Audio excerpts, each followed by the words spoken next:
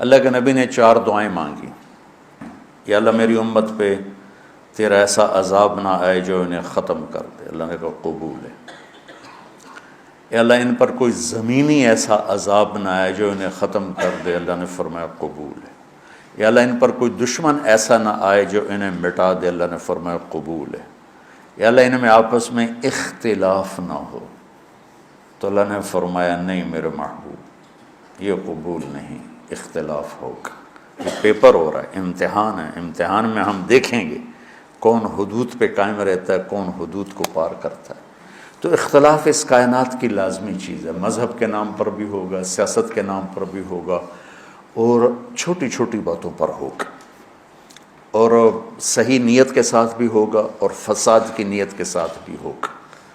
تو جب میرا اللہ کہہ رہا ہے اختلاف ہوگا، پھر کہہ رہا ولا تفرقوا، دیکھو تم اختلاف کرو لیکن فرقہ واریت کا شکار نہ ہو. مسلمان بن کے چلو، اللہ کے واسطے فرقہ واریت کی لعنت سے نکلو نکلو نکلو. یہ ختم نہیں ہو سکتے. ہاں ہم جڑ کے چلیں، اپنے اپنے مسالک پر چلتے ہوئے ایک دوسرے کو عزت دیں، احترام دیں. امت پہلے ٹوٹی پڑی ہے. دین کا کام کرنا ہے تو وہ کرنا جو تبلیغ والے کر رہے ہیں کہ سب کو جوڑ رہے ہیں، سب کو محبت کا پیغام دے رہے ہیں. اگر منفی کام کرنا ہے تو گھر بیٹھ جانا یا ہم سے تعلق توڑ دینا، ہماری نسبت ہمیں واپس کر دینا، پھر جو تمہاری جی میں آئے کرتے رہنا. بھائیو میرے عزیزو، اگر آپ اپنے آپ کو اہل حق سمجھتے ہو تو پھر آپ کی مثال ایک طبیب کی ہے، اور جو غلط راستوں پر ہے اس کی مثال ایک مریض کی ہے. اگر ڈاکٹر مریض سے نفرت کرے گا علاج ہو سکے. یہ سن 2000 میں ہم تھے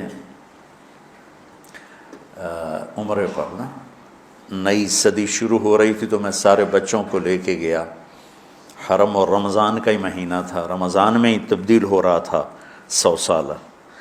تو تراویح کے دوران وہ جو رات تھی اصل 31 دسمبر کی رات، مولوی یوسف صاحب کو پیٹ درد شروع ہو گئی، تو ہمیں تراویح چھوڑ کے نکلنا پڑا. میرے ایک دوست تھے کنگ عبدالعزیز ہاسپٹل میں ڈاکٹر، میں نے ان کو فون کیا، آج کل ادھر ہوتے ہیں لاہور میں. میں نے کہا اس طرح بچے کو پیٹ میں درد ہے تو بہت زیادہ ہے کہ میں ہاسپٹل آ رہا ہوں، آپ بھی آ جائیں. تو میں اس کو لے کے گیا، تو لفٹ میں ہم تھے، تو اوپر ان کے جہاں کلینک تھا وہاں وہ لے جا رہے تھے. اب میں باپ ہوں، یہ بیٹا ہے، یہ ڈاکٹر ہے. تو اس کو آئی الٹی، تو میں ایک دم پیچھے ہٹ گیا، اور جو ڈاکٹر تھا اس نے اپنے دونوں ہاتھ آگے کر دیے اور ساری الٹی کو ہاتھوں میں لے لی. میں موت تک یہ منظر نہیں بھول سکتا. میں باپ ہو کے پیچھے ہٹ گیا کہ میرے کپڑے نہ خراب ہو جائیں. اس نے اپنی ڈیوٹی کا حق ادا کیا. اس کا تو وہ کچھ نہیں لگتا تھا، میرا لگتا تھا، اور میں پیچھے ہو گیا. وہ اس کا مریض لگتا تھا، تو اس نے طبیب ہونے کا حق ادا کیا. اس نے دونوں ہاتھوں میں پوری الٹی کو یوں لے لیا، اور لفٹ کھلنے کے بعد جا کر اس نے اس کو بیسن میں ڈالا. اسے طبیب کہتے ہیں. تم کیسے بے وقوف طبیب ہو کہ مریضوں سے نفرت کرتے؟ تمہارے سامنے نبیوں کی سیرت ہی کوئی نہیں، تمہارے سامنے اکابرین امت کی سیرت ہی کوئی نہیں کہ میرے نبی سے بڑھ کر کسی کا مقام ہو سکتا ہے کہ قاب قوسین او ادنی. اور پھر وہ پتھر کھا کے کہہ رہے ہیں نہیں نہیں میں بد دعا نہیں کروں گا، ان میں کوئی آئے گا ہی نہیں.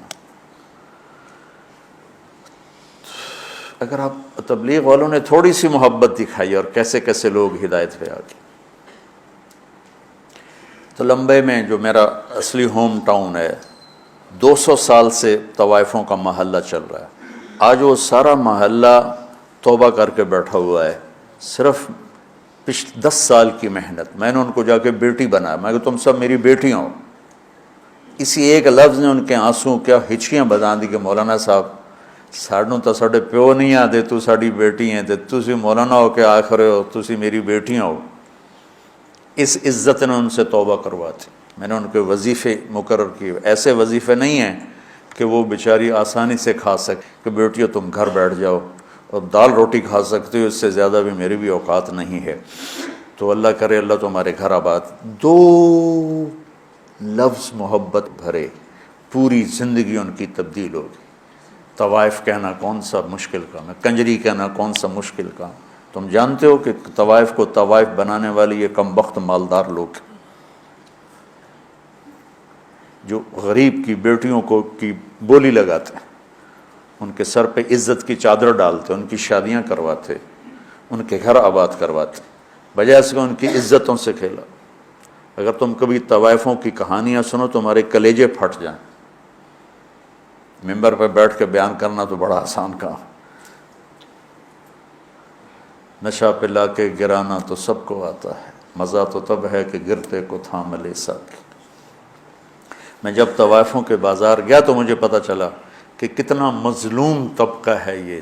غریب کی بیٹی پیٹ کی آگ بجھانے کے لیے جسم بیچتی ہے اور اس کے ماتھے پہ طوائف کا داغ لگتا ہے، اور اس بدبخت ذمہ دار پر چودھری کا پیسے ہی تاج سجا رہتا ہے، جس نے راتوں کو جا کر اس کی عزت کے سودے کیے، اس کی شادی بھی کروا سکتا تھا۔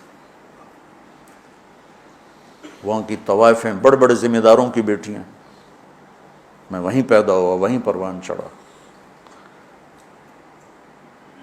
تو اگر میں بھی ان سے نفرت کرتا،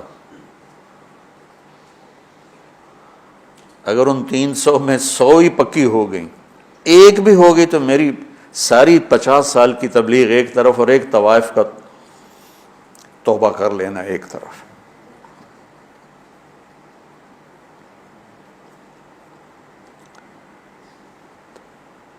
کہاں سے تم نفرت لے کر آئے؟ دکاندار گاہکوں سے نفرت شروع کر دے، دکان چلے گی اس کی۔ طبیب مریضوں سے نفرت کرے، کلینک چلے گا اس کا۔ تم کیسے بے وقوف اہل حق ہو جو اپنے آپ کو صحیح بھی کہتے اور جو غلط ہیں ان سے نفرت بھی کرتے؟ انہیں جہنم سے بچاؤ، ان کی جنت کا راستہ ڈھونڈو۔ جنید جمشید رحمۃ اللہ علیہ ایک دفعہ مجھ سے کہنے لگے، مولانا اگر ایک دفعہ بھی تم مجھے کہتے نا کہ گانا بجانا حرام ہے، تم حرام کھاتے ہو، تو زندگی بھر میں تیرے قریب کبھی نہ تھا۔ تم نے کبھی مجھے احساس ہی نہ دلایا، اور اتنی محبت تھی کہ میں خود ہی سب کچھ چھوڑ گیا۔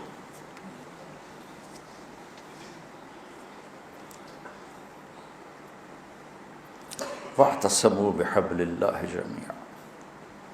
اس امت میں اختلاف رہے گا، سیاسی بھی، مذہبی، قومی بھی، لسانی بھی، پیشہ ورانہ بھی۔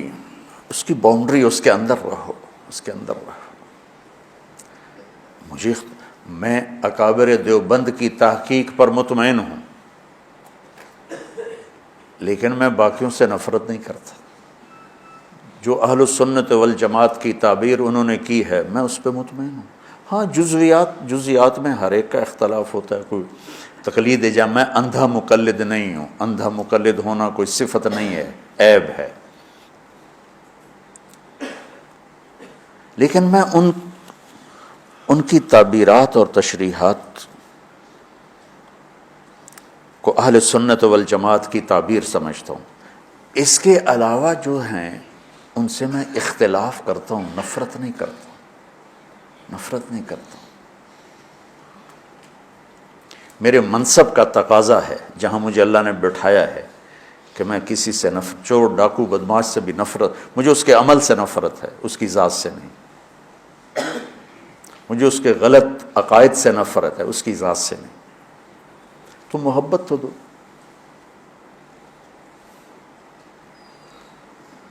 ہماری جماعت گئی چونیاں، تو لوگوں نے کہا چودھری حاکم بندہ بنے تو تاں تبلیغی جماعت نو منیے۔ چودھری حاکم وہاں کا بڑا جاگیردار تھا، قاتل، ڈکیٹ، رسہ گیر، قبضہ مافیا، جو برائی لکھنا چاہو سب اس کے کھاتے میں لکھی ہوئی تھی۔ تو ہماری جماعت گئی اس کو ملنے، میں تو نہیں گیا، 2 ساتھی گئے، اس کو اٹھا کے لے آئے مسجد۔ یہ ہے کوئی 93-94 کی بات، کچھ 6.25 فٹ اس کا قد، اتنا بڑا اس کا چہرہ، اور پنجاب والی دھوتی اس نے پہنی ہوئی، چادر ایڈی ایڈیاں ٹباں کڑی ہوئی ہیں، لمبا چولا اتنے چونا والا، وہ میں سامنے چڑی جا دے اگو بہ گیا، اس کی اتنی ہیبت تھی، بڑی بڑی مونچھیں۔ اب میں کہا یار ایڈی بڑی بلا نال میں کی گل کر، مجھے یاد نہیں میں نے کیا بات کی، لیکن میں نے کوئی پیار محبت کی بات کی تھی جہاں تک مجھے یاد۔ تو یقین مانو بچوں، میرے بچے بیٹھے، میری اولاد بیٹھے، 10 منٹ نہیں گزرے وہ مجھ سے کہنے لگا مولوی جی ایک گل دسو۔ میں کہا پوچھو۔ بس ایک شرک نہیں کیتا، باقی سارے گناہ کیتے، میری توبہ ہو جیسے۔ 10 منٹ کی محبت، قتل، ڈاکے، زنا، چوریاں، قبضے، زیادتیاں، اور 10 منٹ کی محبت کے بعد وہ مجھ سے میری بات کاٹ کے کہتا ہے مولوی جی ایک گل تو دسو، ایک شرک نہیں کیتا باقی سارے گناہ کیتے، معافی ہو جس۔ اور اس 10 منٹ پر اس نے ایسی توبہ کی کہ واپس جا کے اس نے وہ مسجد کا دروازہ ملا اور سارے لوگوں کی زمینیں واپس کی، پیسے واپس کیے، غلط مقدمے اٹھائے، اور 6 مہینے بعد وہ مر گئے۔ موت سر پہ کھڑی تھی،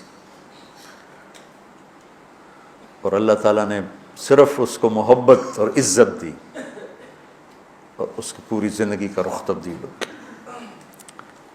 تو گھروں میں بھی نفرتیں مٹاؤ، محبتیں پیدا کرو، صرف مذہبی اختلاف کی نہیں ہو رہی، چھوٹے چھوٹے رشتوں پہ لڑائی، میں نے رشتہ مانگا مجھے رشتہ نہیں دیا بس بات ختم۔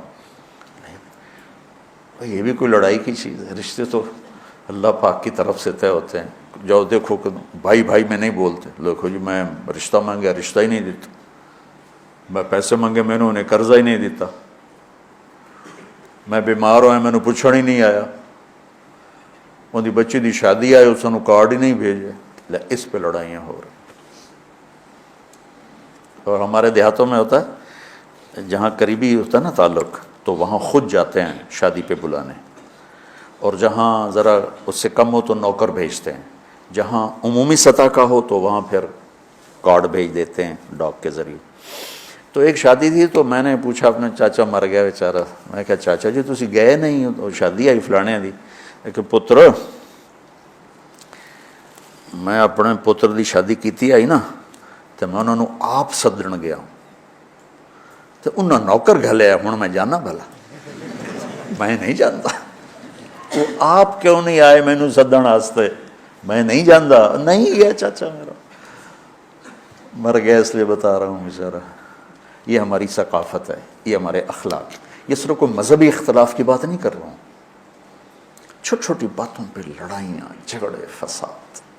بچوں امت بنو اللہ کے واسطے۔ مولانا طارق جمیل صاحب کا ادارہ جامعۃ الحسنین گزشتہ 20 سال سے اپنے طرز تعلیم اور جدید نصاب سے سینکڑوں تشنگان علم و تربیت کو سیراب کر چکا ہے۔ زکوٰۃ، صدقات اور عطیات کو تعلیم کے لیے مختص کریں۔ تعلیم کے لیے آپ کا تعاون معاشرے کی قسمت بدل سکتا ہے۔ جامعۃ الحسنین کا پیس ٹرسٹ اکاؤنٹ نمبر ہے 040701022289230۔